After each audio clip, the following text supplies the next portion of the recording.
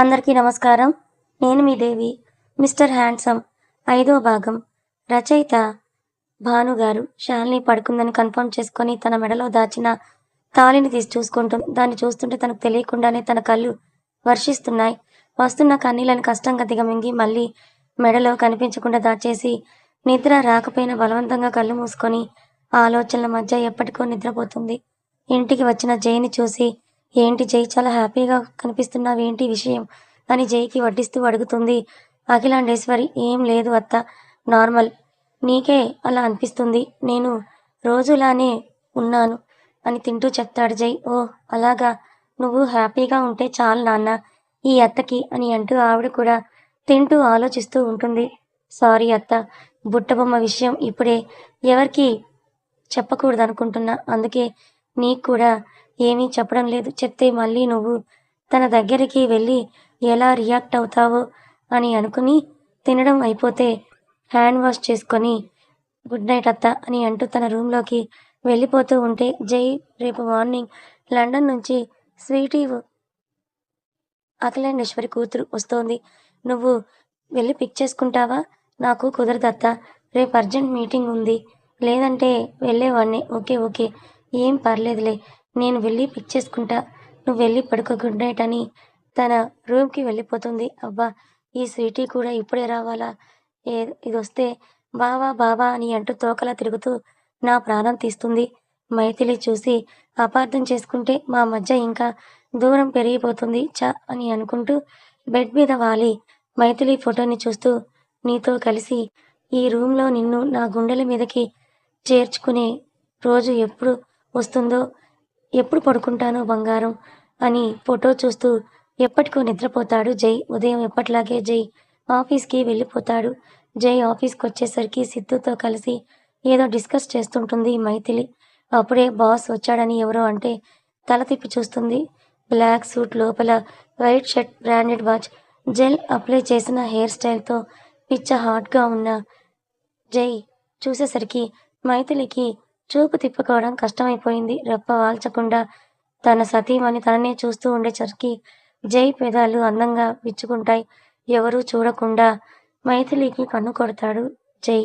జై చేసిన పనికి కంగారు పడుతూ చూపుని తిప్పేసి, ఇంత అందంగా సోకురాయుడులా తయారయ్యి ఎవరిని పడేయాలనో అయ్యగారు, ఆఫీస్కి ఇంత అందంగా రెడీ అవ్వడం అవసరమా అని సోకురాయుడులా టింగు రంగ అని అనుకుంటూ కొత్త పెళ్లి కొడుకులా సింగారించుకొని వచ్చాడు రాక్షసుడు అని అంటూ గొనుక్కుంటూనే మైథిలి ముందు నిలబడ్డ సిద్ధుకి వినిపించి పక్కున నవ్వేస్తాడు వెళ్తున్న జై. సిద్ధు నవ్వు విని తల తిప్పి కీప్ క్వైట్ అని అంటూ సిద్ధుని షార్ప్గా చూస్తాడు.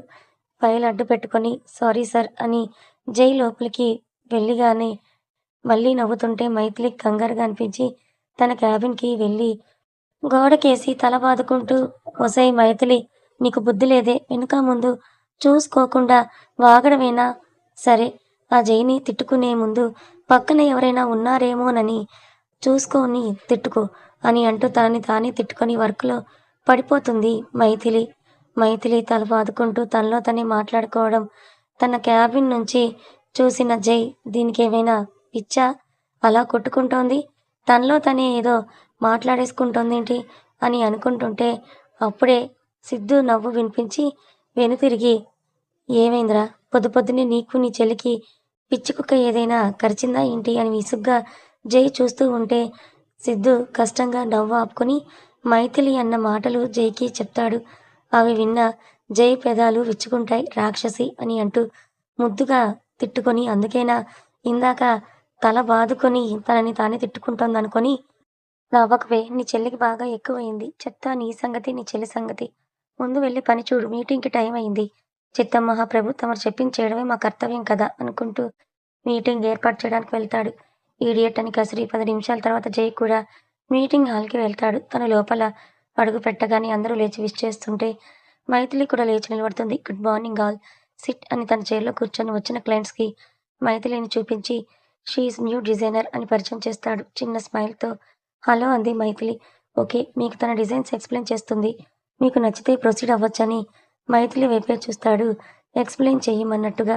ఓకే అని అంటూ మైథిలి లేచి స్క్రీన్ మీద తను వేసిన డిజైన్స్ గురించి వాళ్లకు అర్థమయ్యేలా చెప్తూ ఉంటే అది చూసిన సిద్ధు, జై ఇద్దరూ కూడా షాక్ అయిపోతారు. ఎందుకంటే మైథిలి డిజైన్స్ అలా ఉన్నాయి. అంతేకాదు ఎక్స్‌ప్లనేషన్ కూడా చాలా బావుంది. సూపర్ బుట్టబొమ్మ. జైకి తగ్గ భార్యవే అని రోజురోజుకి నిరూపిస్తున్నావు నువ్వు అని మైథిలిని అపురూపంగా చూస్తూ ఉంటాడు.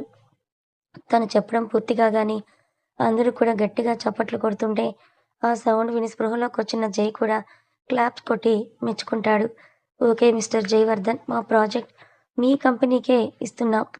మీ డిజైన్స్ మాకు చాలా బాగా నచ్చాయి అని అగ్రిమెంట్ చేసుకుంటారా? సిద్ధు, వాళ్ళకి లంచ్ ఏర్పాటు చెయ్యి. నేను కూడా వస్తాను అని అంటూ వాళ్ళందరూ వెళ్ళిపోగానే మైథిలి కూడా వెళ్ళబోతూ ఉంటే తను వెళ్ళకుండా జై తన చేయి పట్టుకొని ఆపేస్తాడు. జై వైపే కోపంగా చూస్తూ వదలండి అని అంటుంది. మైథిలిని తన మీదకి లాక్కునేసరికి మైథిలి వచ్చి జైకి అతుక్కుపోతుంది. అసలు ఏం చేస్తున్నారు మీరు అని జైని పక్కకు నెట్టాలని చూస్తుంది. కానీ మన జైబాబు ఐరన్ రాడ్లా పాతుకుపోయి ఇంచు కూడా కదలడు. మైథిలి చుట్టూ చేతులేసి గట్టిగా బిగిస్తాడు. నా నుంచి తప్పించుకోలేవు కానీ సూపర్‌గా ఎక్స్‌ప్లెయిన్ చేశావు. థాంక్స్. నీ వల్లే ఈ ప్రాజెక్ట్ వచ్చిందని మైథిలి కళ్ళల్లోకి చూస్తూ చెప్తాడు. మీరు శాలరీ ఇస్తున్నారు. నేను జాబ్ చేస్తున్నాను అంతే. దానికి ఈ థాంక్స్ అవి ఎందుకు అని ఎటో చూస్తూ అంటుంది మైథిలి.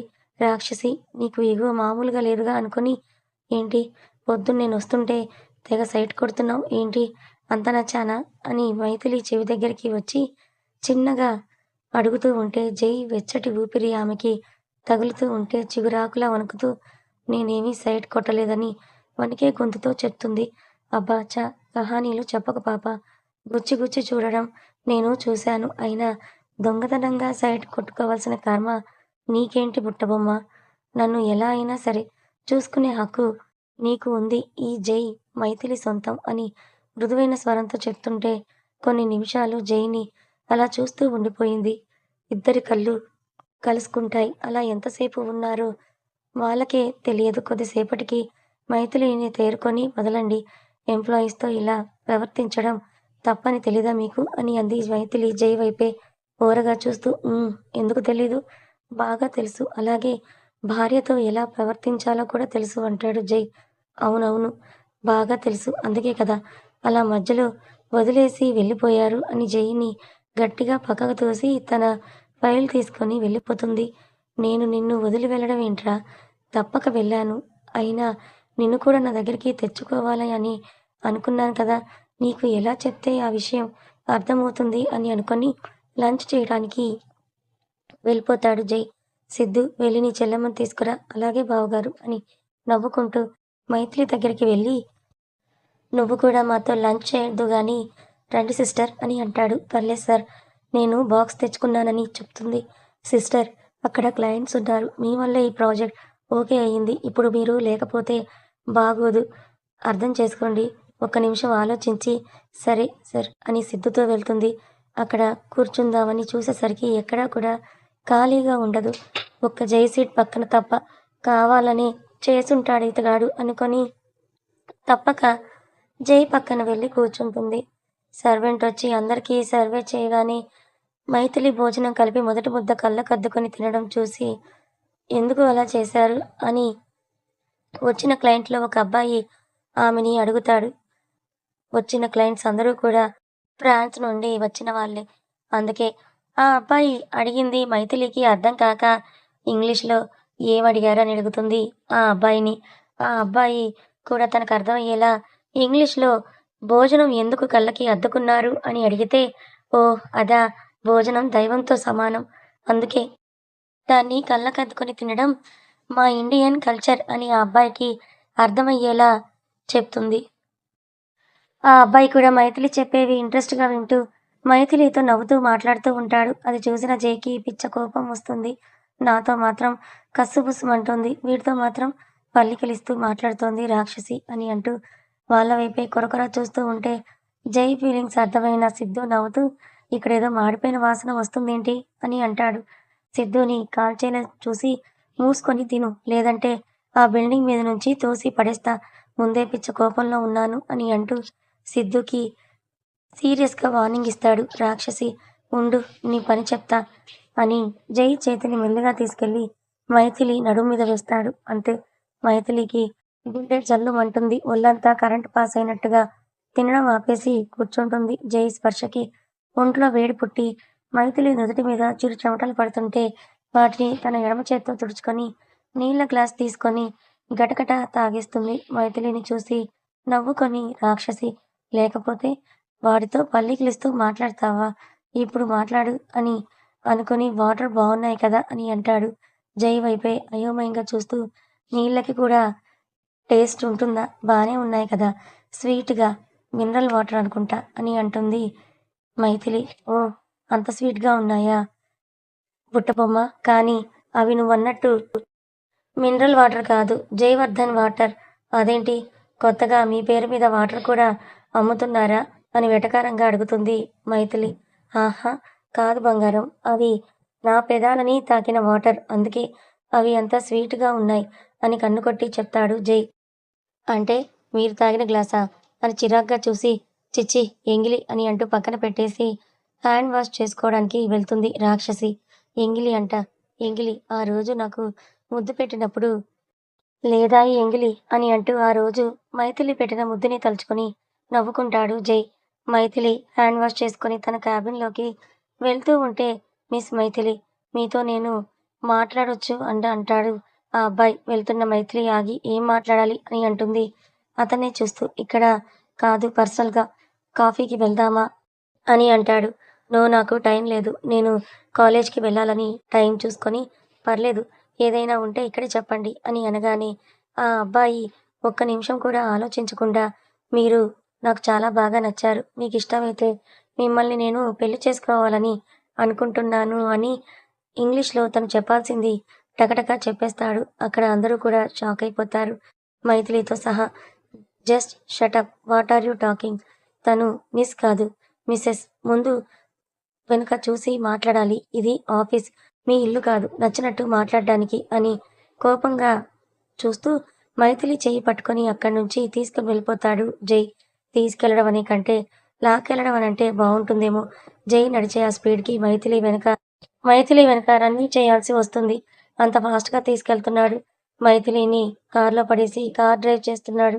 ఎక్కడికి తీసుకొని వెళ్తున్నాడో అర్థం కాక పిచ్చిదానిలా మైథిలి చూస్తుంటుంది. ఏవైనా అడుగుదామని మైథిలి నోటి నుంచి మాట కూడా బయటకు రావడం లేదు.